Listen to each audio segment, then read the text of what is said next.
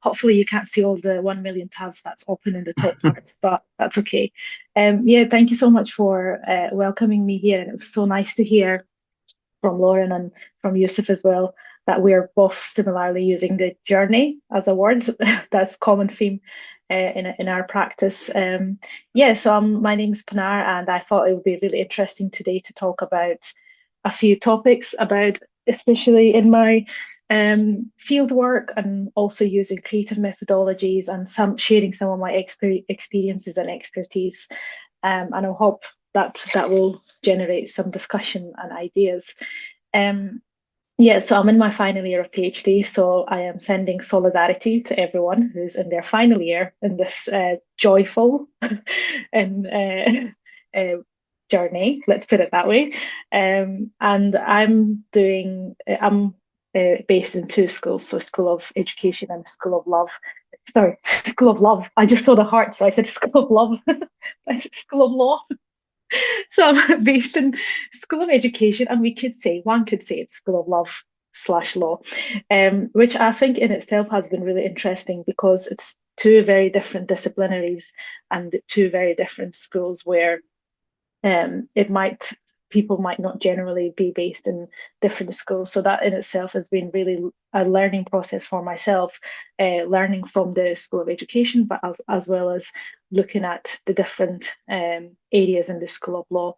And my research has been looking at art and law in migration, so looking at especially art practices for social change and access to justice. And that in itself could seem at times like a two PhD because of the differences with the topic, but there has been a lot of similarities as well. One of the areas that when I first started my PhD was I had a completely different methodology to start with.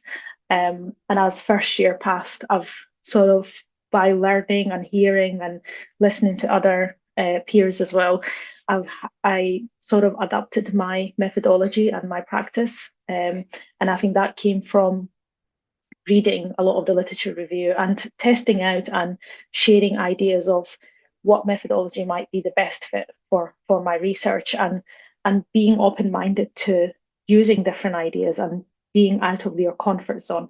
And I think that was something at the beginning a little bit challenging for myself, but as I looked into it and as I read, um, I felt more comfortable to pick different methods.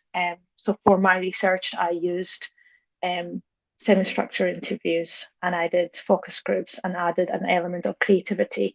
And I think that was really important for myself, because when we think about research, we sometimes tend to think about the methods that's already there.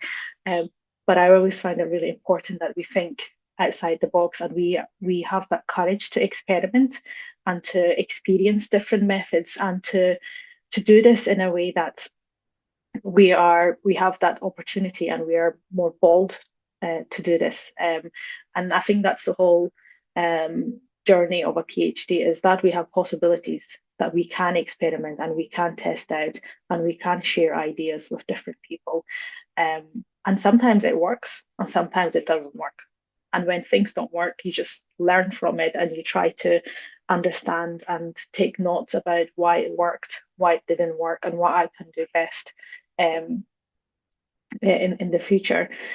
One advantage that I had was I was able to travel across the UK and in Ireland, and I found this extremely beneficial and extremely useful because I was able to meet new people, I was able to see new practices, and I was also able to see how work was being done in different areas. Because my research was very hands-on and very directly working with people, and I found it really useful. And I think visiting new places, um, it was quite difficult to begin with. So I'm going to be honest about that because it was traveling a lot of organizing. Okay, I have to arrive at this time. I have to leave at this time. Um, I remember when I went to Manchester for one of my field work last year. It was on my birthday I went, and when I was coming back, I fell at the train station, and I was like, okay, I'm going to have a meltdown. Then I was like, okay, I don't have time to have a meltdown because the train is in 5 minutes. So I had to like run to the train, and then I was like, okay, right, I'm on the train, and it was really stressful, but I had just accepted that, okay, right, this has just happened, right? I need to now calm down and get back to Glasgow and have some celebrations. So sometimes things does happen, unfortunately, where it's very stressful and it's not easy and it doesn't go away sometimes. And that stress, I accepted it as a learning process of experiencing that. Um, and I think when I was, especially if you're in a stage where you're doing your field work, one of the key areas that I've been finding it really useful is keeping notes and being flexible. So in being flexible in terms of sometimes um, timings changed, locations change, and sometimes you have to cancel meetings because the person that you're meeting, something urgent comes along. And being flexible in that terms is really important, and being honest in that area of being flexible. And also adapting to the environment. When I did a lot of my field work, it was in very various locations and I had to just adapt to the environment. So whether that when I was doing the interviews, I had to keep everything in mind. Okay, there's background sound. What do we do now? Okay, right, do we move to another room? So being flexible and adapting to the environment was really crucial for myself. At the same time, connecting within that environment, meeting new people, and being open to possibilities. I think earlier Lauren and Yusuf said as well, sometimes when we go to the conferences or when we are doing our field work, um, meeting somebody over just a coffee or even having a small interaction, that's extremely valuable because you never know what connection you're going to have with that person or what similar research that you have, and also learning from that person as well. Um, like I said, the workload, which I just shared about me falling down the train, sometimes um, it does, yeah. I'm saying this because maybe I'm in my last year of PhD, but sometimes it doesn't become really easy, and I think recognizing that is really important. Um, and when once you recognize that, taking breaks when and if needed is vital, I would say. Um, One of the advantages of being based at the School of Education is there's the Kelvingrove Park. So there are times where when I know that I need a break, I just say, okay, I need a break now because I'm not just functioning at this moment. So going for a walk, whether with yourself or with a few friends, I find it really useful.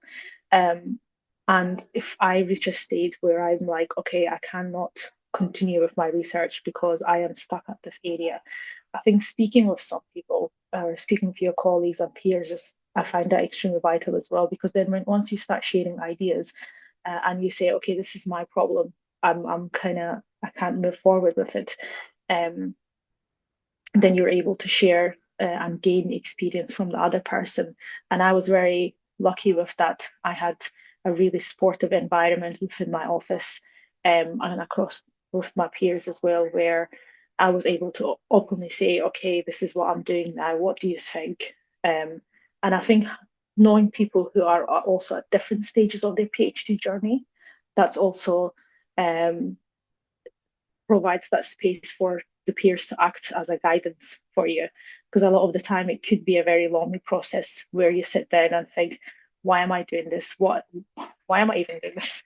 What's the purpose of life? So the questions just generate itself until you reach what's the purpose of life? Why am I doing this? And I think yeah, when you have that space with other peers, then when you share these thoughts, you don't then feel lonely. You feel like, okay, this is something that's similarly experienced by a lot of people in this journey. And I think that that kind of smooths and eases the process um, of the PhD journey. Just on the last thing to comment as well is taking advantages of the opportunities of conferences, especially PGR conferences. Um, and I think this is a really good opportunity to share your research and to meet like-minded people and to give you skills and confidence to present your research.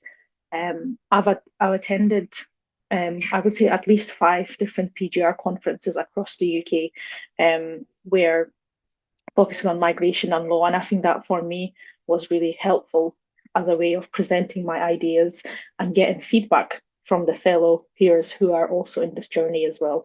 I found that extremely useful, and I would say everybody should go for it. If you see an opportunity, apply for it and submit an abstract. And if you get accepted, go for it. And one of the things I found it beneficial is I was quite nervous to present my research and to present my ideas, because I knew that when I was in first year or second year, there was other fellow PhD students in their third year. And I think I was quite nervous to say, oh, what if I'm doing something wrong? What if I'm saying something wrong? But once I started hearing everyone, and once I started sharing ideas, it was really supportive. I could see that everybody was supporting each other. Everyone was um, trying to learn from each other, and also experiment in different ideas as well. So I would encourage everyone, if you see going to a conference, if you see conference opportunities or um, spaces where you can go and network, take that opportunity, because then this also builds in your future career as well. If you want to stay in academia and in research, that it allows you to network with other PhD students and also fellow researchers as well. And sometimes I would call it as a learning and unlearning process, where sometimes you learn and you unlearn what you learned. And I think um, you having that opportunity is very valuable, and to critically think and be in that space as well. Yeah, I think that was the end of my presentation. But like I said, it's all a journey that we are experiencing, and I think to be around other peers to um, share your experience and expertise is very important, so that you don't feel that it's a lonely journey while you're completing your PhD. So thank you so much for listening, and I'm happy to answer any questions.